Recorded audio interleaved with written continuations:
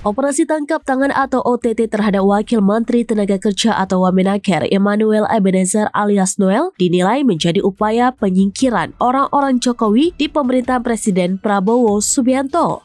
Spekulasi politik itu disampaikan oleh pengamat politik sekaligus dosen Universitas Paradina, Febri Triantama, pada Kamis 21 Agustus.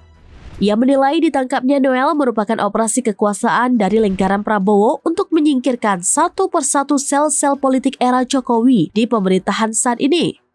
Apalagi Noel dikenal memiliki kedekatan dengan Jokowi. Noel sendiri merupakan relawan Jokowi di Pilpres sejak 2014 dengan mendirikan Jokowi Mania. Adanya OTT terhadap Wamenaker Noel itu menambah deretan nama-nama orang dekat Jokowi di pemerintahan Prabowo yang belakangan tersandung kasus. Ia menyinggung Menteri Koperasi Budi Ari yang juga Ketua Umum Pro Jokowi sebelumnya diisukan terlibat dalam praktik judi online. Kemudian ada Menteri Kelautan dan Perikanan Trenggono yang diisukan terlibat kasus pagar laut. Selain itu, Kepala Kantor Komunikasi Presiden Hasan Nasbi yang sempat diisukan dicopot hingga menyatakan mundur namun batal juga merupakan pendukung Jokowi.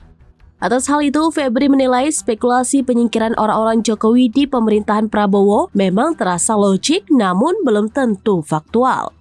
Sebab lembaga hukum dalam hal ini KPK bisa berjalan independen, netral, dan profesional. Terlebih lagi pimpinan KPK sendiri saat ini juga sering disebut sebagai tokoh yang ditunjuk Jokowi. Sehingga spekulasi terkait penyingkiran orang-orang Jokowi di kabinet Prabowo menurut Febri bisa terbantahkan.